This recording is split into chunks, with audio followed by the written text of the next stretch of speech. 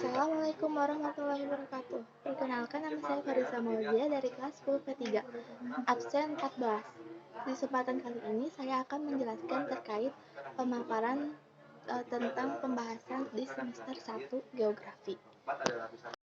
Geografi adalah berasal dari Yunani, artinya geographia.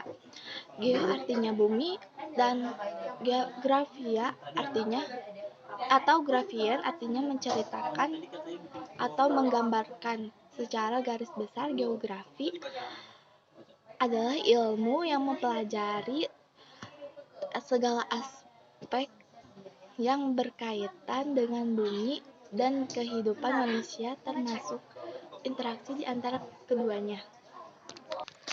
Selanjutnya, ada objek geografi yang terdiri dari 1. Objek material, contohnya atmosfer, litosfer, hidrosfer, biosfer, dan antrosfer. Yang kedua, objek formal, contohnya pola, keterkaitan, dan perkembangan. Yang ketiga, ada aspek. Aspek contohnya ada aspek fisik dan aspek non-fisik. Konsep geografi terdiri dari 1. Konsep lokasi, yang kedua konsep jarak, yang ketiga ada keterjangkauan, yang keempat ada morfologi, yang keempat ada aglomerasi, yang keenam ada nilai guna, yang ketujuh ada pola, yang kedelapan ada diferensi area, yang kedelapan interdependensi dan asosiasi. Dan selanjutnya ada prinsip ilmu geografi terbagi menjadi 4, yaitu 1. Prinsip distribusi, yang kedua interrelasi, yang ketiga deskripsi, yang keempat korologi. Nah, selanjutnya ada pendekatan geografi terbagi menjadi 2, yaitu pendekatan ke ruangan, kedua pendekatan kewilayahan, yang ketiga ada pendekatan ke lingkungan. Itu ada 3 ya, maaf ralat Pak. Nah, selanjutnya itu ada peta. Peta adalah gambaran permukaan bumi yang diperkecil dan ditampilkan pada bidang datar. Untuk jenis peta terdiri dari peta berdasarkan isi umum, contohnya umum dan temantik. Yang kedua ada peta berdasarkan skala, contohnya kadaster, skala besar, skala sedang, skala kecil, dan skala geografis. Nah, selanjutnya masuk ke fungsi peta, yaitu terdiri dari menunjukkan posisi atau lokasi wilayah, menggambarkan fenomena dan bentuk bumi. Yang ketiga adalah memperlihatkan luas daerah dan jarak permukaan bumi. Yang keempat ada menyajikan informasi dan konteks ke ruangan. Selanjutnya ada proyeksi peta sendiri yang terbagi menjadi 3, yaitu yang pertama proyeksi berdasarkan bidang proyeksi. Contohnya proyeksi azimutal, kerucut, silinder.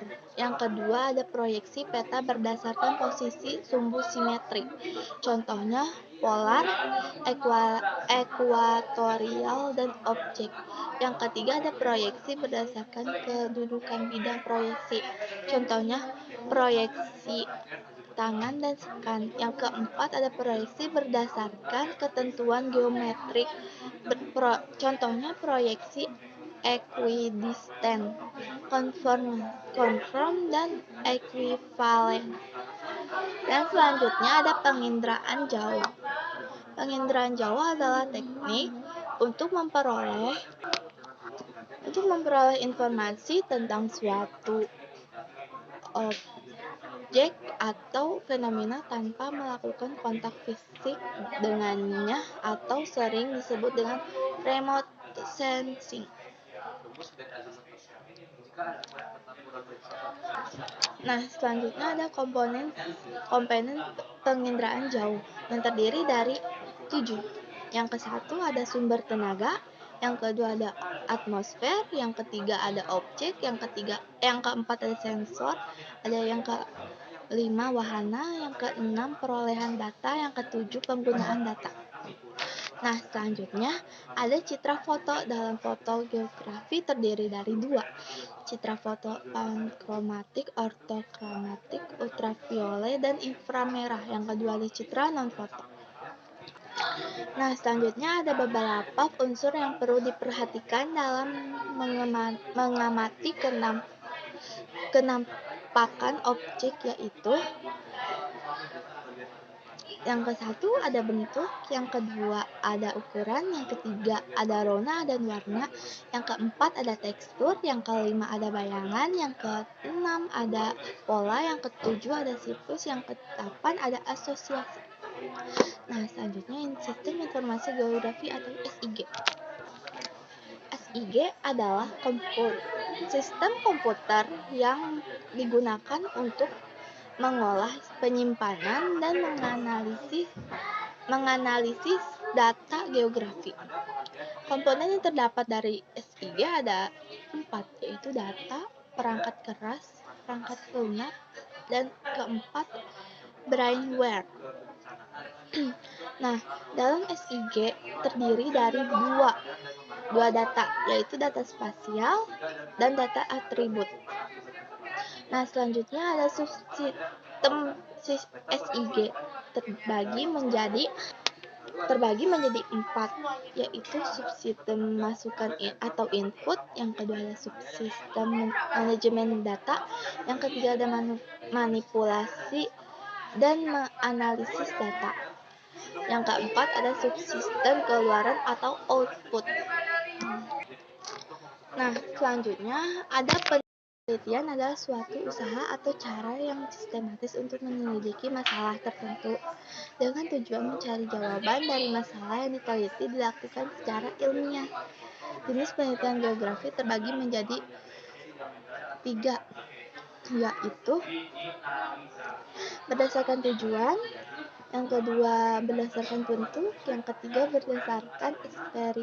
berdasarkan metode penelitian.